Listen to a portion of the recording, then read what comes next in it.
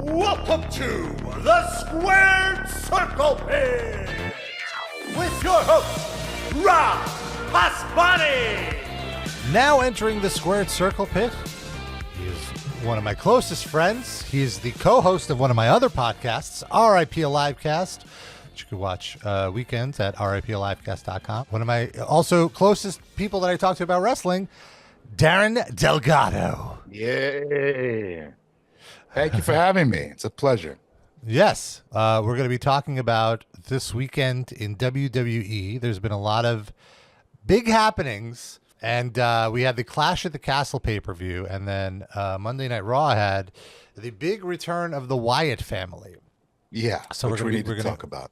Yes. I've mentioned on the show before that me personally, I don't watch Raw. Like, I only watch SmackDown and the pay-per-views now. That, like, I've limited my WWE intake in order to make it tolerable, and it's so much more enjoyable this way. I have to say, like for example, this Wyatt thing happened on Raw on Monday. I didn't watch it live. I woke up in the morning and everyone's tweeting about it, and then someone tweeted, "Here's the full segment." It's like, oh great, I don't have to sit through 2 hours and 50 minutes just to watch one 10-minute clip. That is exactly how I consume all of their television programming. Like, I'm on YouTube and I just get my recommended videos, and each says the same way I watch SNL. Each segment comes up, I watch what I think it looks interesting, and then I feel like I've watched the whole show, and that's enough. Yeah. The pay-per-views are good. The one thing about them lately is they've scaled back the amount of matches they have, and it just feels like there's a lot of filler time. You know, I started this pay-per-view about an hour and a half late, and I almost caught up by the end of it just by scanning through the commercials and some of the longer intros that I didn't care about. A lot after of filler. after the AJ Styles match ended and then all the filler happened.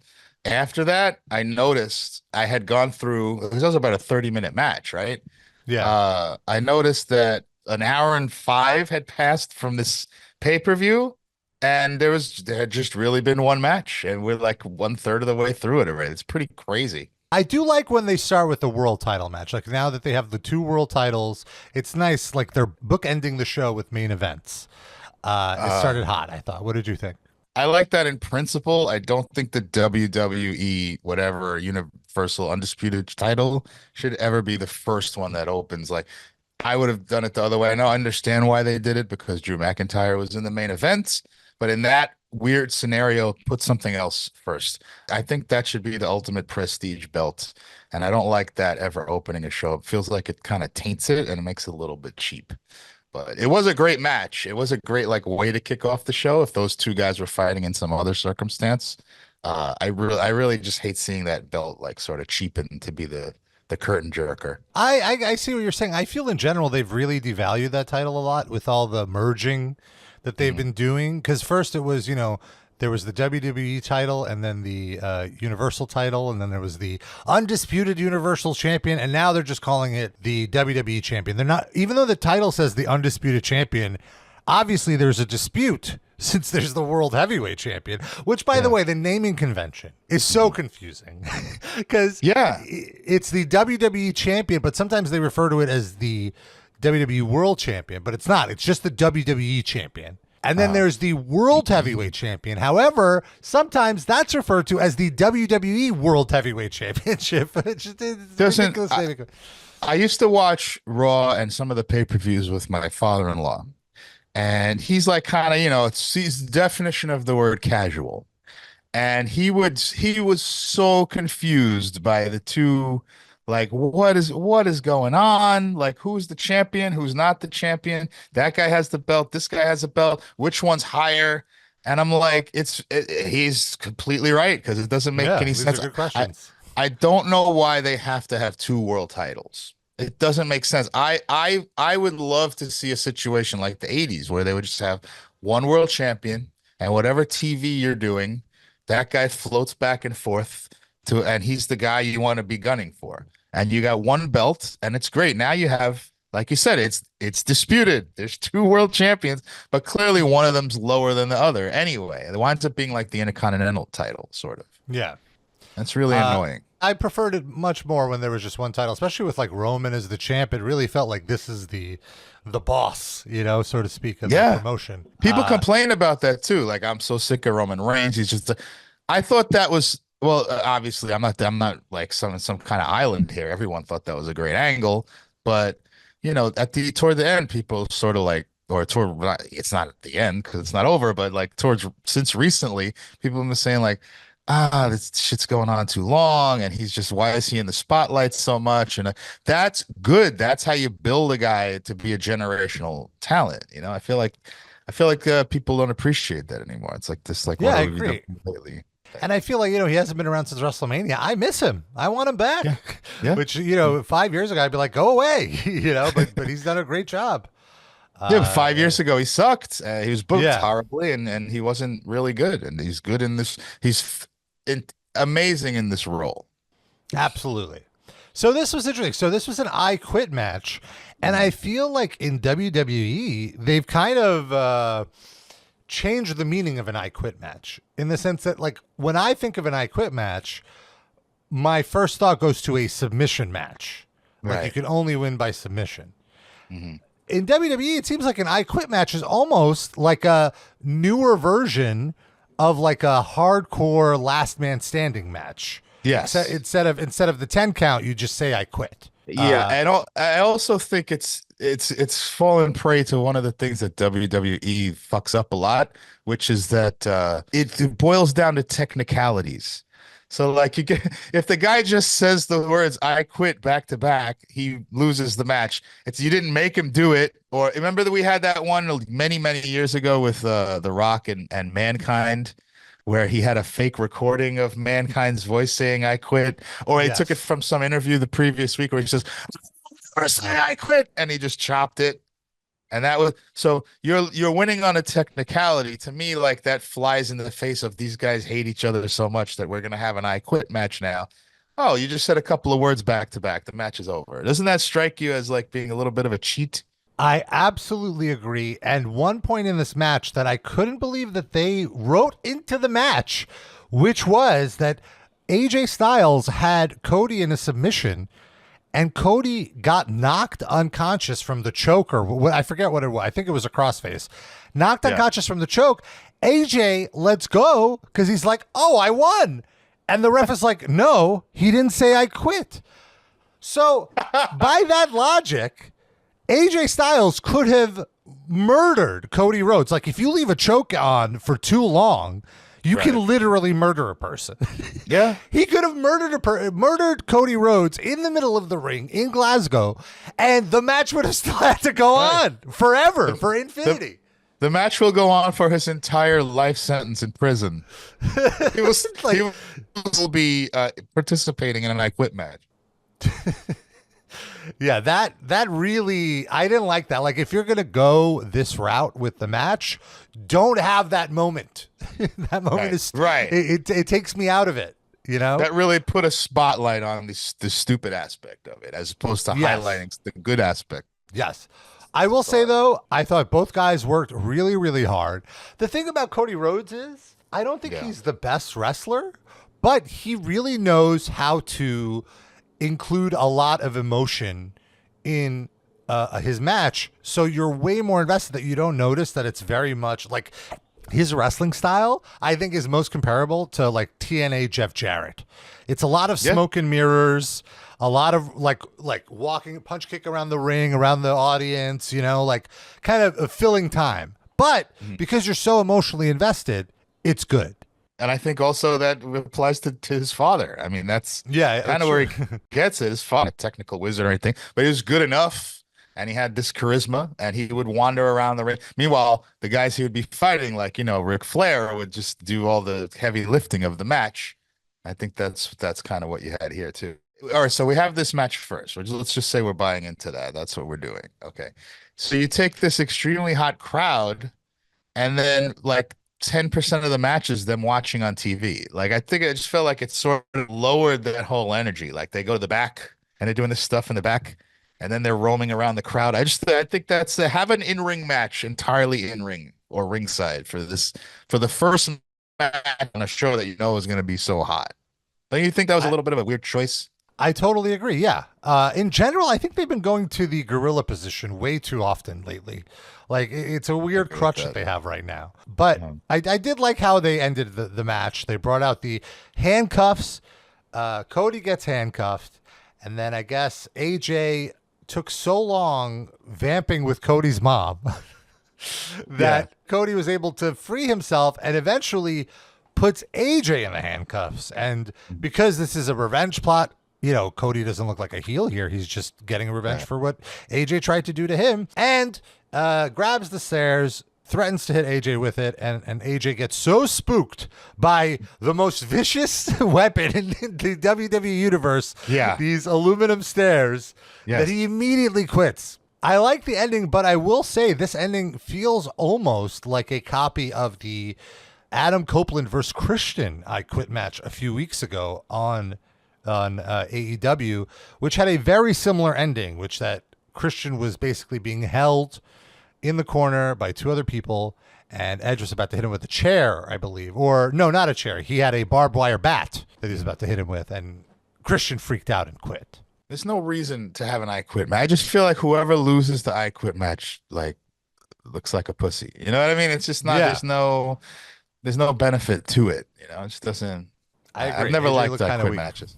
Also, AJ is 47 years old, which is pretty astonishing how this guy looks. I mean, he could pass for 30. He's just incredible. Yeah. There was one funny thing in the match that I don't know if you caught this, but he does this spot where he's going to do the phenomenal forearm, and he puts this chain around his arm. He put that thing on every part of his arm except his forearm. Which I thought was hilarious. His whole forearm was just exposed with nothing. You don't want to actually hurt him, right? Yeah. I'm sorry. One other thing. Wasn't this a DQ? No DQ match. I mean, you could do whatever you want, correct. Right? Yeah. Where was his stablemates? Why didn't they show Maybe up? They just didn't take the flight. Yeah, that's the answer. Yeah. That's the real answer. They're like, we don't want to go. You got this. You got this, AJ. Well, after the match, Cody's celebrating in the aisleway when Solo Sikoa shows up next to him. There's a bit of a timing miscue as they have the longest staring contest. And then finally, Tama Tonga and Tongaloa attack Cody, only for Kevin Owens and Randy Orton to come and save Cody. They're setting up a 6-man, probably on SmackDown, because I have a feeling that they're going to do Solo at the next pay-per-view and Randy at SummerSlam, because as Cody was celebrating with Kevin Owens and Randy had his eyes deadlocked on the title, like he wants it, and that seems like a money match for SummerSlam. What do you think about that? I'm looking forward. Yeah, I want to see. I think Cody and Randy Orton would be a fun match because they have all this history, with legacy and all that stuff, and I think Randy will want to have a great match with Cody, and Cody wants to have a great match with Randy, so it'll be really fun. And I'm really liking the Solo Sikoa storyline, so I like that they're setting him up as kind of, this Money in the Bank pay-per-view is the next one right before SummerSlam, so he could have the match there. And they were even saying during the show, during the brawl, like, oh, the numbers are all even now. The Bloodline no longer has the numbers advantage, so they're very much telegraphing that the Bloodline is going to have more members. Right. There's rumors that Hikuleo from New Japan is signed, Jacob Fatu. So I'm very curious how they're expanding this Bloodline story and creating this little mini universe for it. I've been really enjoying it. Coming to SWO now. Yeah. Samoan World Order. Yeah. Well, it's very much been the highlight of SmackDown because you could also tell that Paul Heyman is the point man in charge of this, this angle. So it's been fun to watch. There was also a headshot with a chair in this match. Was that? That's right. I did notice that. What's that about? Yeah, that's been interesting. I feel like they've been letting a few of these slip by nowadays. Now that Triple H is in charge, that seems like a bad development. I agree with you. I don't think. It's not unprotected chair shots like when they would just haul off and smack the guy over the head without him getting his hands up or anything. So it's not on that level. But to me, anything in that area is just a fucking no. Like, just let that go. Yeah, let's move on. Then we had the women's tag team title match. We had Jade Cargill and Bianca Belair who are like the modern Road Warriors. Well, yeah, one of them can wrestle and the other one can't. ah, Against Shayna Baszler and Zoe Stark, and also, I guess this team is the Unholy Union, Okay. which is Alba Fire and Isla Dawn. The witches. Call them the witches of Eastwick. Yes, they really haven't been on TV, so I have very little connection with the Unholy Union, but Alba Fire, I believe her mom had just passed away in a very tragic accident. They said something about a tragic accident and didn't follow up on it. And during the So what happened commentary. was, her parents, Alba's parents, came to visit her in Orlando, and they were crossing the street, and some guy just hit them both. The dad survived, and the mom didn't. Oh, Brutal. was it Very, a work? very tragic. Was it a work? No, Oh, not at work. Her mom is really, sorry. unfortunately, gone. It was a bad joke, but you left it on a T there. Yeah, so I mean, obviously, this doesn't quite make up for it, but I could see why they gave her this moment. Triple H Sure. claims that this was the plan even before that accident. I don't know. I ultimately thought that it was way too soon to can this Jade and Bianca team. I think they're doing really well, and it's a really good role to hide Jade in the sense of, like, she obviously needs a little more experience, and with Bianca is a great person to kind of mentor her and lead her. Suppose so. And I think there was just more money on the table. I hope they do switch back very soon. I am of the belief that I don't know that experience will help her. She's just very clumsy and not good. Not No, fun I to don't know. watch I in the think ring. she's fine. She's all right. She can hold her own. She's no worse than like these guys that they try to put. Like the first thing that came to my mind was like Great Khali, but I don't even mean like that bad. Like That's not that like bad. Chris Masters or whatever. You know, like those Oh, kind of guys. Chris Masters is the perfect analogy. I think she is Chris Yeah. Masters. She's the female Yeah. Chris Masters. But I think she has more upside than Chris Masters. Like I don't know. I very much connect with her. Like I want her to succeed. I do too. I think she's Yeah. great. I think she looks great. She's good at promos, and I'm not like a hater or nothing. I just when the match starts, it's unwatchable to me. I don't think she's Okay. anywhere near good. Like I don't think it's like I could see she's raw, but no, I just it's like gold. She needs to be protected. I agree.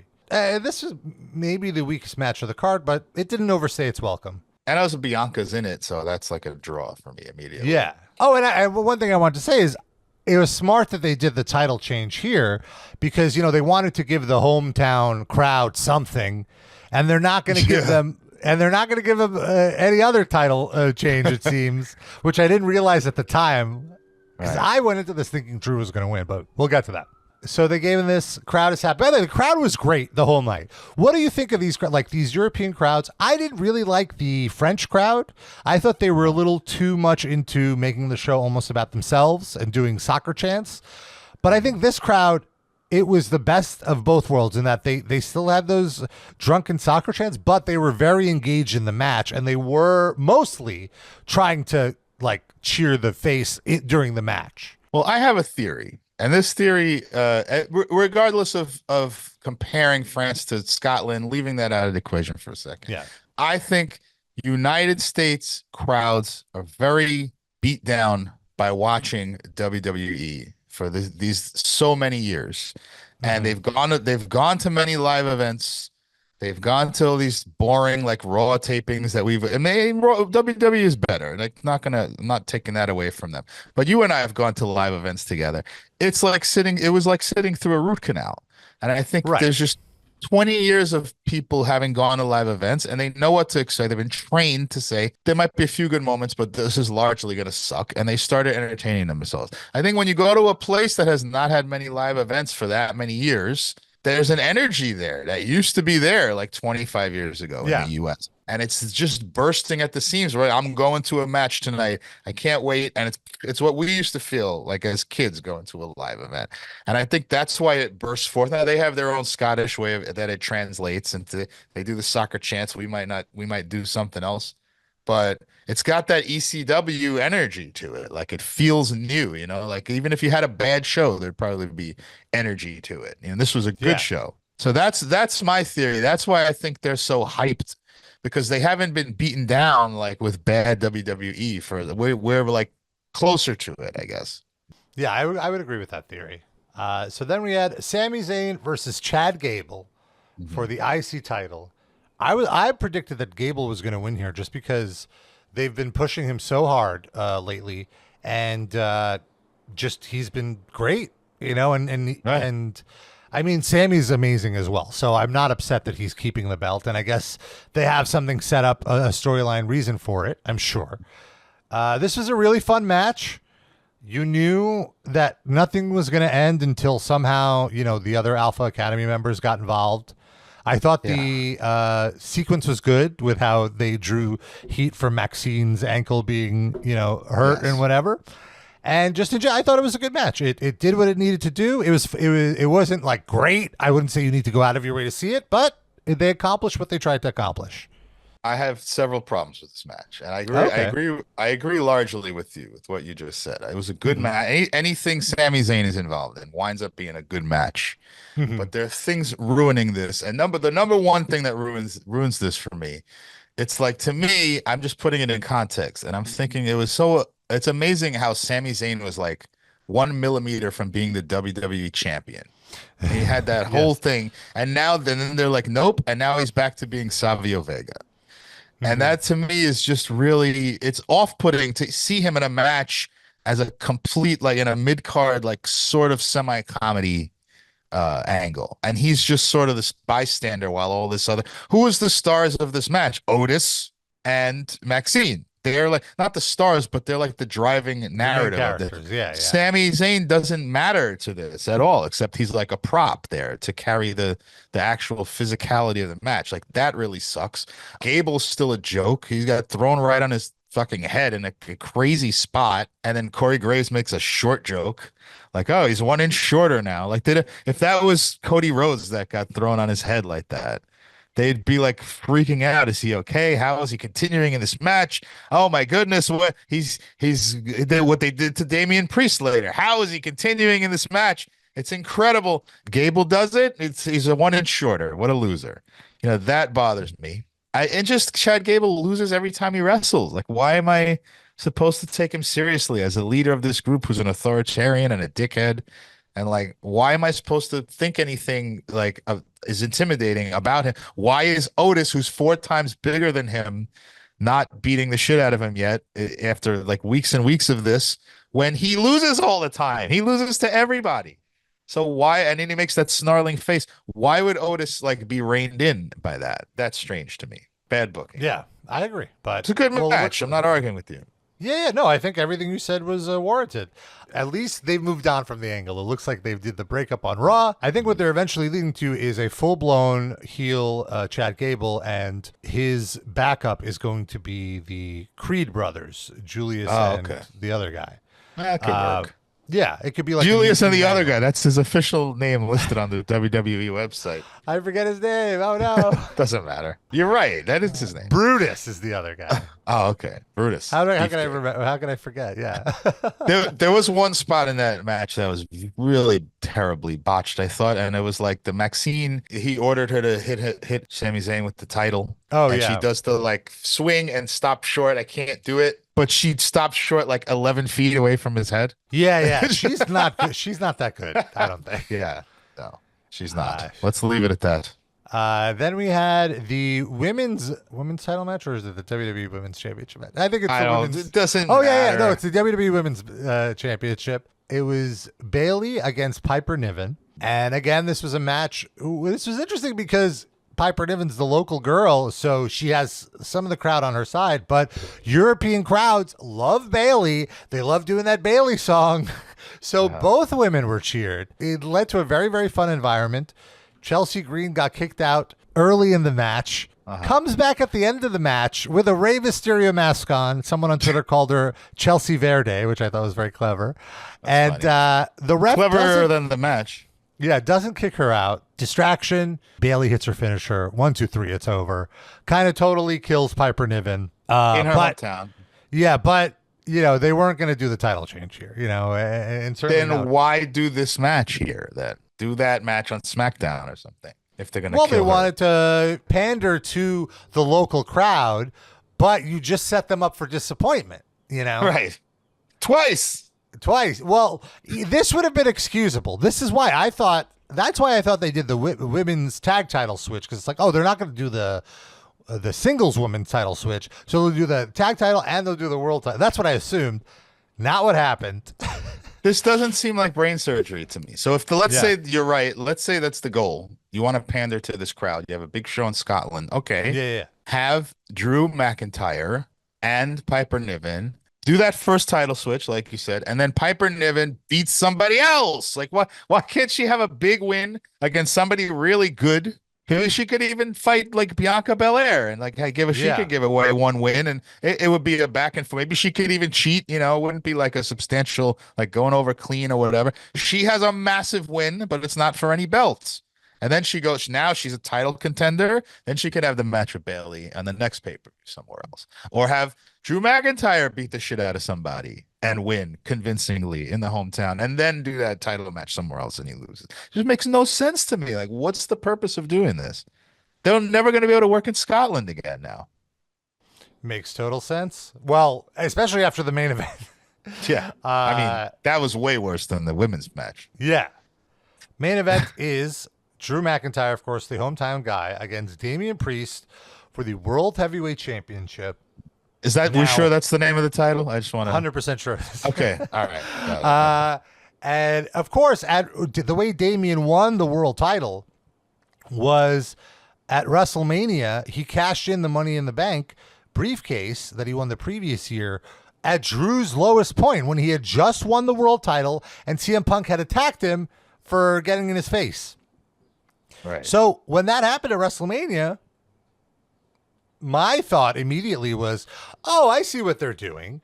They're getting Drew screwed so that they could set up a big title win at Clash at the Castle, since they didn't give it to him last year. You know what your problem is, Rob? You think things out too clearly. You don't work for WWE. I have to say, like, when he lost last year at Clash at the Castle, did you watch that, by the way? It was in a much bigger venue. It was in a stadium. That was the most mind-blowing finish I had ever seen, because not only did he lose the match, after the match, fucking Tyson Fury comes in the ring, who we're supposed to think is a big deal. He means nothing to me, even though he's the boxing world champion. Yeah. Tyson Fury comes in the ring, and they sing fucking, what do they sing? My Miss American Pie. They sing American Pie or something like that. Or I forget what they sing, but it's like they're remember. Celebrating as if he won the title, but he lost. It's like, why not just give him the title? So I assumed they were going to, I was like, oh, this is a whole 1 year setup. They knew they were going to Glasgow. They're going to, whatever, Nope. Nope. Nope. Unbelievable. So there was a very scary spot early in the match. Damian Priest did his running suicide dive, and the way he does it is he jumps off the middle rope on the inside to jump out. But his leg got tangled. In general, there were a bunch of miscues with the rope spots all night. Like Bianca missed a springboard. Somebody else missed a springboard. I forget. So he gets his foot tangled up, and it's a very scary moment because he's hanging upside down by his ankle. And this is a 6'5" guy, almost 300 pounds. That's a lot of weight to be putting on your ankle, like with those tight fucking ropes. I for sure thought that he snapped his ankle, especially on the slow-mo or whatever. He's apparently fine or will be fine or whatever. And that added so much drama to the match, I thought. Like, it made it a way more interesting match just because you were really invested into, like, oh, my God, he's really hurt and he's still doing this, I thought it looked so bad that my initial reaction was they somehow did this on purpose. Because it looked so clean. It looked so clean. You know how when a guy tries to get his foot caught or his arms caught in the ropes, that old spot? Yeah. And they struggle to get their arms in there sometimes. Like, this was so clean, and it's such a common thing that the guy hangs upside down by one leg. I thought it was on purpose. I really did for like a minute. Well, here's why I didn't think it was on purpose. Because immediately when it happened, Drew McIntyre instinctively went to help Damian Priest out and then pulled back when he realized, wait, I have to be in character. But he came up with a good thing. He said, like, I need him in the ring to pin him, to get the belt. Yeah. But like right when it happens, you can see Drew reaching to help, and he was like, "Oh no, I'm not supposed to." Oh, I missed that. I didn't catch that. Yeah. He like stops himself from breaking kayfabe. One thing I really despise, and it goes back to the commentary. It's just the commentary is so awful. I like Wade Barrett. The other two are just trash. So Michael Cole, he said it about 3 times when the foot got caught in the rope. He's like, "Oh man, can you believe how bad this is? Can you believe that his leg, he might never walk again, blah, blah, blah."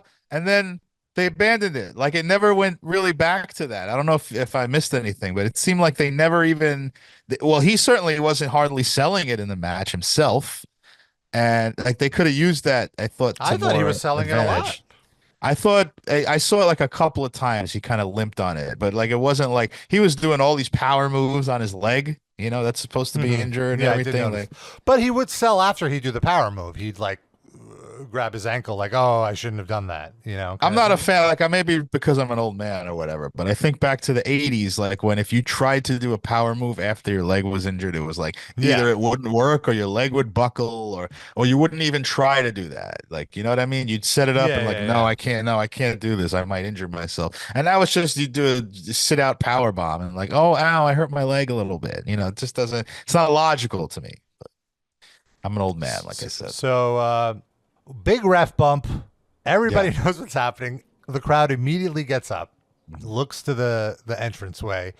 I thought WWE did a incredible job production-wise with this illusion. They cut to a wide shot, and you see the spotlight on the entranceway moving, indicating a ref is running down. Then you see a tight still shot of the ring, and the ref slides into frame with his back to the camera. Yes. So you don't quite see who the referee is. However, I'm going to say I figured it out at this point, but it's fine. I thought they still did it really well because he does the 1, 2, and then he stops. Drew had the visual pinfall on Damian. He'd hit his finisher. The crowd counted to like 9.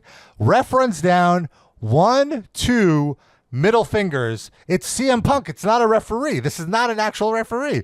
Drew McIntyre is fuming. This is his big moment. And I have to say, like, this was hot shit. This was so good. This was really, really well executed. He grabs Punk. And I do want to point out that he is the first person to make physical contact. Like, Punk still in no way created a disqualification at this moment. He grabs Punk. He's threatening him. Punk can argue in self-defense. He gives Drew a huge low blow. Yeah. Huge low blow. Drew obviously passes out. Damian does his South of Heaven chokeslam. The ref is magically revived. 1, 2, 3. It's over. I love the finish. I want to say, like, in terms of like, how do we book this to advance the CM Punk Drew McIntyre feud and keep the title on Damian? I thought that was great. Like in that essence. But for this crowd, not the right finish. No. Not the right finish. Unless you're not planning on coming back in like 5 years. Yeah. Even still. They're not going to watch on television either. One thing you just said, you knew that CM Punk was the referee. I knew that CM Punk was going to be the referee. You know who didn't know that CM Punk was going to be the referee? Michael Cole. Somehow. Looking at the entrance ramp right in front of him at CM Punk running down, clearly without a mask on of any kind, says, "Who is this ref? Oh, the referee's here. He's counting 1, 2, 3. Wait a minute, that's CM Punk." How did he not know that was CM Punk? Could someone explain that to me? In kayfabe, I will say that the announcers are told to watch the monitors. Do not watch the action, like, because you have to. You're the mouth and eyes of the viewer. Like you have to explain what the viewer is seeing, not what you're seeing in the arena. So maybe that way, but yeah, no, I agree with you.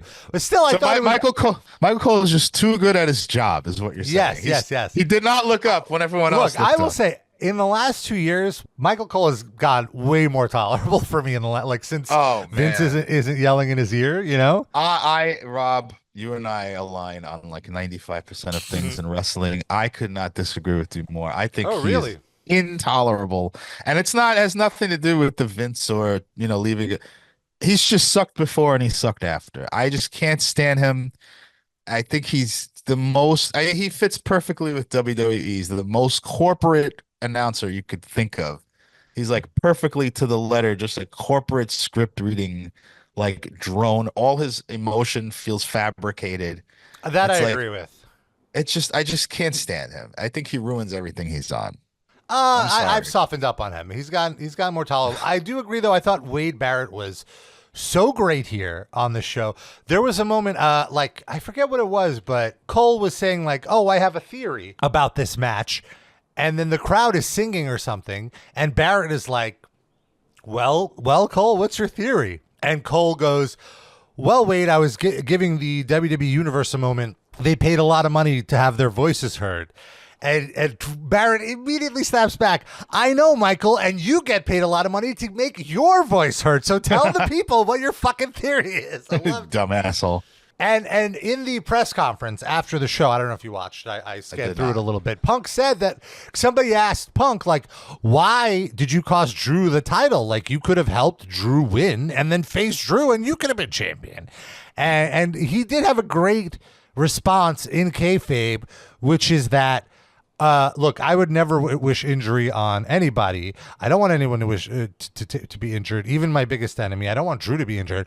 But Drew said he wished injury on me. Drew said he prayed for me to get hurt. And if you're going to feel that way about me, I'm going to make sure that you never have any success in your life. As long as I'm breathing, Drew will never be champion. Drew will never have any success. It doesn't matter to me. Like, I will find another way to win the title. I don't want him to have any happiness in his life. I thought that was a good kayfabe explanation for doing that.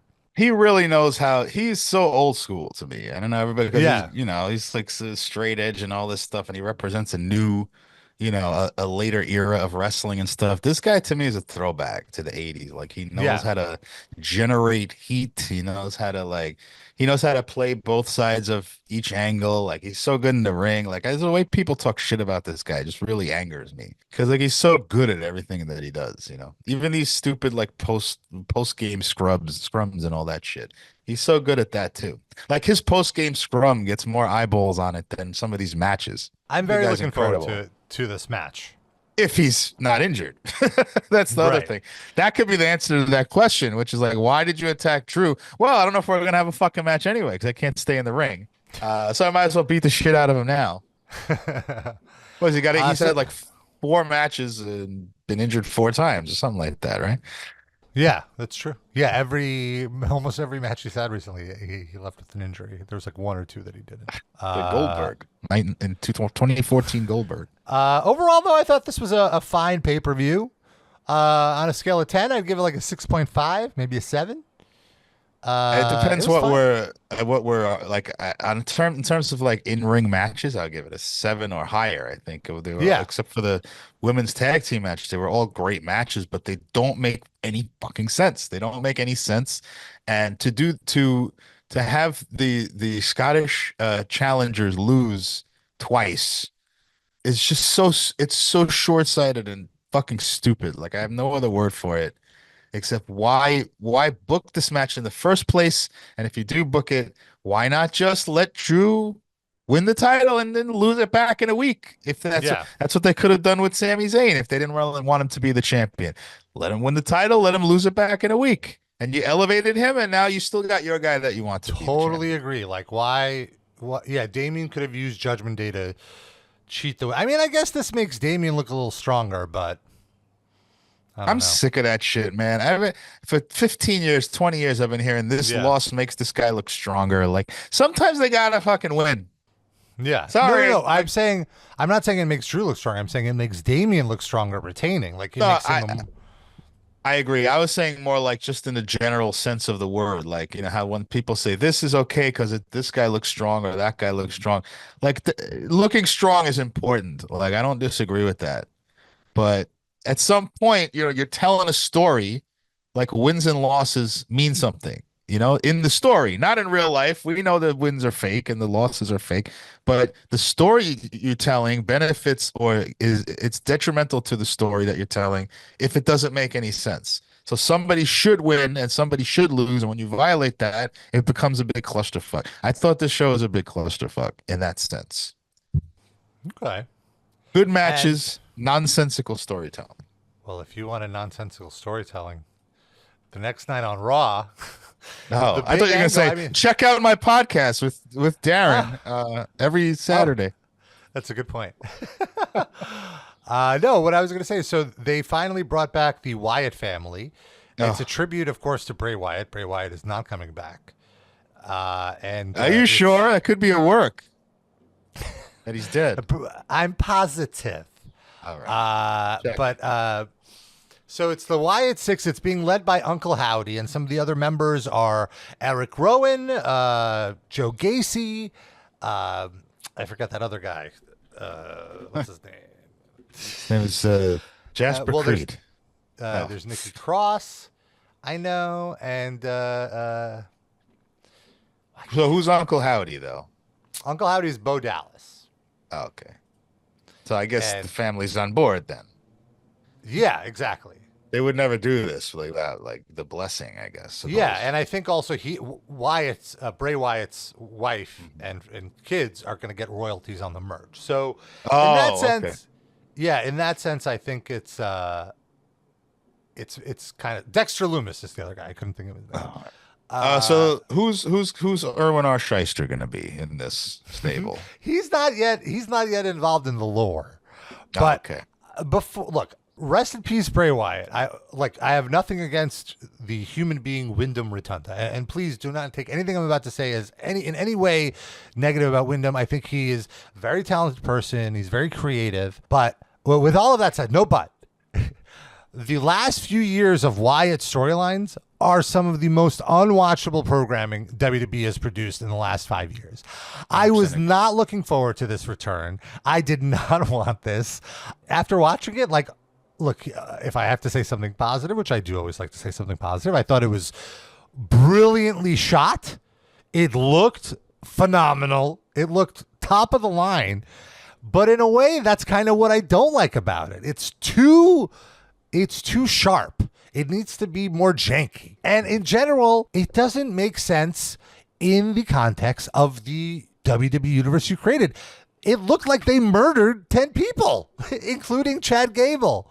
Like, those look like gunshots to their heads. Like, what the fuck was that makeup? And just in general, I'm not looking forward to these 5 people being superhuman and every wrestler having to sell for them and like looking around confused and scared and crying. Like, I don't want that. Yeah, I'm over that. It's enough. It's like, I never really liked that stuff to begin with. I never liked it even when he was, the southern like swamp guy with a cult family. Why is that in wrestling? And then it escalated when he became like a serial killer, a supernatural demon. To me, you're setting yourself up for failure because then that guy he murdered 4 people and production assistants in the back in the gorilla position, and now he goes in the ring and has a match and he has to do a reverse chin lock. And it's like, well, how do you sell that? Like, why if he's supernatural? Yeah. Why does he do regular wrestling holds? Exactly. Like, it requires you to suspend too much disbelief. Or if anything, it prevents you from suspending disbelief because you're just like, wait a minute. Right. I'm willing to buy in with an outlandish storyline. It's got to be grounded in something. And anything that it's not grounded in, you got to explain it to me. Like why, what's his interest in becoming the world champion of WWE if he's like this transcendent being?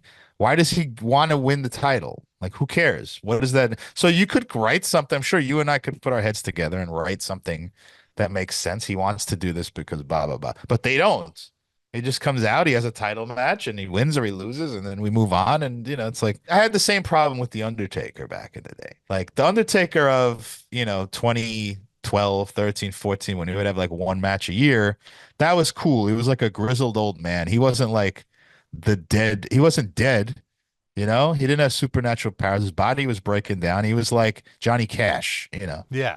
But the Undertaker of 1992, like, we were very definitely told that there was something in that urn that makes him.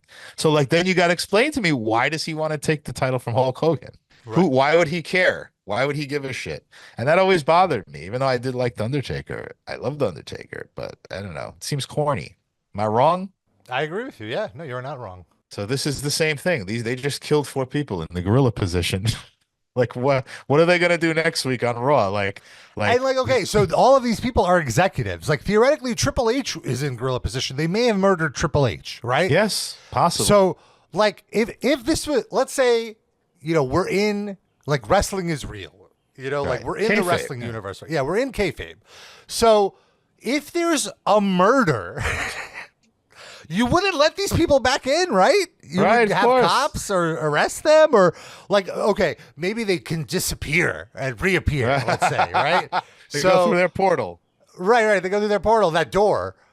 Then, like, wouldn't every wrestler in the WWE roster get together and be like, look, I know we have our differences. CM Punk, Drew McIntyre, look, I know, but like, we can't fight each other if these guys are going to be murdering us. Yeah. Like, look, Drew, I'm sorry about last year, but there's a demon. There's like a literal demon running around stabbing and shooting people.